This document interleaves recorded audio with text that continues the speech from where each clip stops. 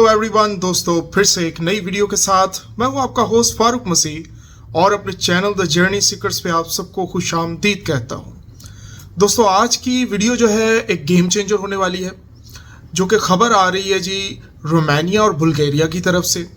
अब इस खबर में देखना यह है कि क्या ये खबर एक पॉजिटिव आ रही है या ये एक कॉम्प्लेक्स न्यूज़ है और ये किस तरीके से इम्पैक्ट करेगी तमाम लोगों को जो कि ऑलरेडी इन कंट्रीज़ के अंदर मौजूद हैं या इन कंट्रीज़ में आने का ख्वाब देख रहे हैं। इनका इम्पैक्ट किस तरीके से असाइलम सीकर्स के ऊपर होगा।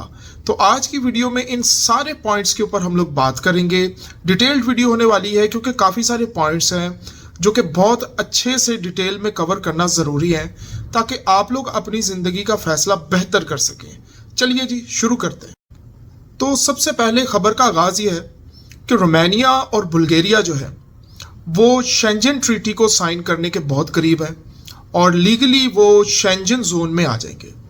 अब दो चीज़ें कि यूरोपियन यूनियन में तो ये कंट्रीज पहले से हैं। अगर आप यूरोपियन पासपोर्ट होल्डर हैं, आप जाकर रोमानिया में काम कर सकते हैं। रोमानियन सिटीज़न यूरोप में आके काम कर सकता है। लेकिन अब शेंजन जोन जो है उसकी क्या बात है? जी हाँ, शेंजन जोन में 29 कंट्रीज़ हैं जिसके अंदर सिर्फ आपके पास अगर आईडी है तो उस आईडी के बिहाफ के ऊपर भी आप चाहे फ्लाई करके जाएं, चाहे आप क्रूज से जाएं, चाहे आप ज़मीन के रास्ते जाएं, किसी तरीके से भी आप जाते हैं तो आप वहाँ पर काम कर सकते हैं, आप विजिट कर सकते हैं, आप स्टडी कर सकते हैं और बिना किसी रोक टोक के आप अपनी ज़िंदगी गुजर बसर कर सकते हैं। यहाँ तक कि आप अपनी रिटायरमेंट प्लानिंग भी दूसरे कंट्री में शिफ्ट कर लेते हैं। अगर आपने जैसे 10 साल अगर आपने जर्मनी में काम किया या 10 साल आपने रोमानिया में या बुल्गारिया में काम किया तो बचे हुए साल अगर आपने जर्मनी में काम किया और आपकी रिटायरमेंट एज वहाँ पर हो जाती है तो आपको दोनों के पैसे मिला के एक रिटायरमेंट प्लानिंग बनाई जाएगी। अब इस वीडियो में सीखने का क्या मकसद है जी? सबसे पहला पॉइंट उन लोगों के लिए कि जिन्होंने बुल्गारिया या रोमानिया का वीज़ा अप्लाई किया।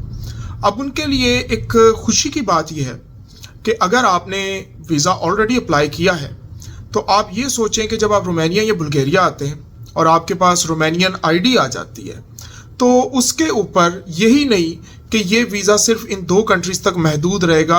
आपके पास अगर पासपोर्ट अगर रोमानिया बुल्गारिया का नहीं है, सिर्फ ये वीज़ा के साथ भी आप पूरे शेंजन जोन को घूम फिर सकते हैं और आने वाले वक्त में अगर आप इन दोनों में से किसी भी कंट्री में इवन लॉन्ग टर्म ले लेते हैं तो आप पूरे यूरोप में बिना किसी रोक टोक के कारोबार कर सकते हैं।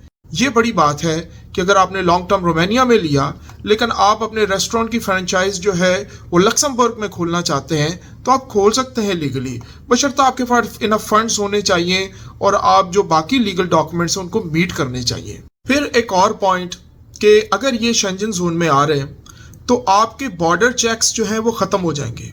जैसे कि अगर चाहे आप बस से भी या ट्रेन से भी सफ़र करते हैं तो आपको कोई पासपोर्ट दिखाने की ज़रूरत नहीं है।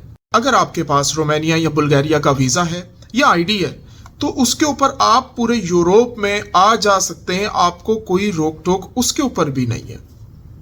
अब इसके ऊपर एक पॉइंट ऐसा कि आप कह सकते हैं कि ये सीरियस पॉइंट है। देखिए, जब तक पूरी तरीके से ये शेंजन जोन में नहीं थे कंट्रीज़ तो आप लोगों को इन कंट्रीज़ का वीज़ा ईजिली मिल जाता था।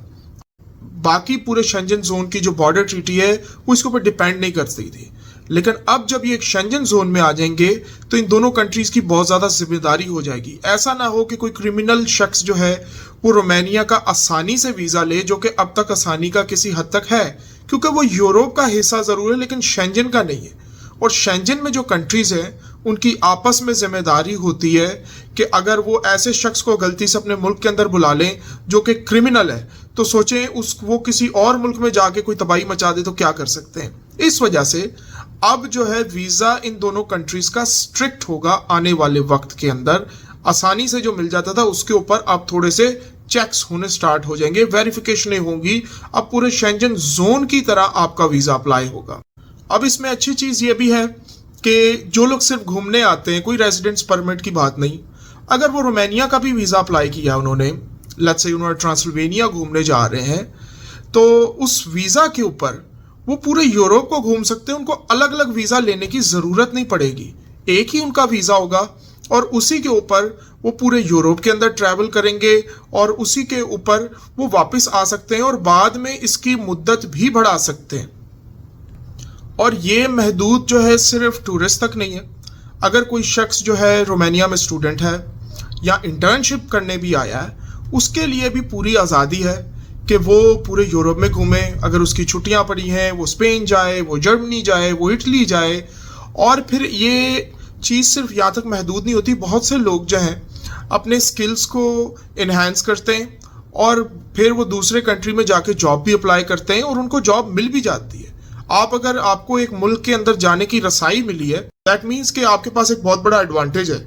आप वहाँ पर जाके जॉब अप्लाई करें। अगर सामने वाले बंदे को फेस टू फेस समझ आता है कि आप मेरे लायक हैं, तो आपको काम भी मिल सकता है। फिर जी इसमें बिजनेस के एक्सपेंशंस के जो लोग ऑलरेडी मौजूद थे या कभी किसी वक्त में रोमानिया आ गए, आज अगर शेंजन जोन में आता है तो लेट्स से मैं अपना एक ढाबा खोलता हूँ, अपना एक रेस्टोरेंट खोलता हूँ और मैं चाहता हूँ कि मैं अपने बिजनेस को एक्सपेंड करूँ। मैं अपनी कुछ ब्रांचेस लक्समबर्ग में खोल दूँ, कोई फ्रांस में खोल दूँ, कोई जर्मनी में खोल दूँ। तो अब आप ये सारी चीज़ें कर सकते हैं। जाहिर सी बात है वो बड़े मुल्क हैं, ज़्यादा अपॉर्चुनिटीज़, ज़्यादा लोग आते हैं और ज़्यादा पैसा भी बनता है।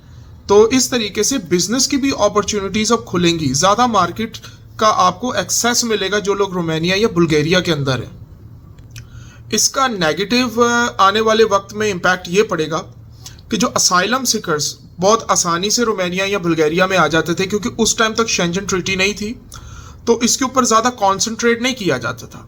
लेकिन अब जो है एक शेंजन ट्रीटी के तहत अब इसके ऊपर रोक टोक लगेगी।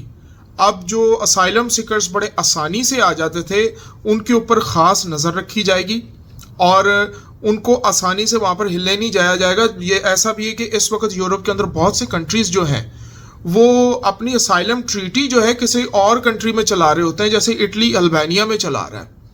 अगर आपने इटली में असाइलम लेना, अगर आप इटली पहुंच गए, वो आपको अल्बानिया भेजेंगे। तो ऐसा भी हो सकता है। ये मेरा एक ख्याल है, ऐसा हो ना हो इसका फ्यूचर ही डिसाइड करेगा। तो ऑल टुगेदर अगर इस वीडियो के बारे में बात करें, इस टॉपिक के बारे में बात करें, तो ये एक अच्छी न्यूज़ ही लेकर आया, एक खुशी की न्यूज़ लाया है तमाम लोगों ने जिनके ऑलरेडी असाइलम अप्रूव्ड हो भी चुके हैं, या जो लोग किसी अच्छे वक्त में रोमानिया या बुल्गारिया पहुंच गए हैं या कारोबार कर रहे हैं या स्टडी कर रहे हैं, उनको अब पूरे यूरोप की एक्सेस मिलेगी। अगर उनका कल को कारोबार इस कंट्रीज़ में नहीं चलता और उनको नज़र आता है कि यार मुझे ज़्यादा अच्छी जॉब की अपॉर्चुनिटी या बिज़नेस की अपॉर्चुनिटी किसी और कंट्री में मिल रही है, तो भाई आपको वीज़ा लेने की ज़रूरत नहीं, आप अपने कंट्री के अंदर ही लॉन्ग टर्म लें और फिर आपका जहां दिल करता है यार 29 कंट्रीज हैं, आपको कुछ चाहिए ही नहीं, आप जाएं और वहां पर कारोबार करें। आप चाहे पढ़ें लिखें, आप अपनी ज़िंदगी बसर कर सकते हैं। जी दोस्तों, ये थी एनालिसिस जो करंट सिनेरियो आ रहा है, और रिसोर्स जो है मैं अपने आर्टिकल की डिस्क्रिप्शन में हमेशा छोड़ देता हूँ। फिर भी लोग तमाम जो है पता नहीं तरह तरह के क्वेश्चन करते हैं और कभी कभी मुझे ही ब्लेम करने लग जाते हैं। देखिए दोस्तों, मैं एक वेल नोन कोई न्यूज़ का आर्टिकल पकड़ता हूँ, ऐसे ही मुझे रात को ख्वाबो ख्याल में नहीं आ जाता कि सुबह मैंने वीडियो बनाना शुरू कर देना है, या मुझे पता लग जाता है कि जी ऐसा हो जाएगा। आपको अगर मुझसे कोई क्वेश्चन होता है या डाउट होता है, प्लीज़ आप डिस्क्रिप्शन देखा करें, उसमें आर्टिकल पढ़ा करें, उस जैसे और 10 आर्टिकल पढ़ा करें। जब आपको पता चल जाएगी कि यार ये एक ऑथेंटिकेटेड न्यूज़ है, फिर आप कमेंट किया करें। Thank you very much, good bye.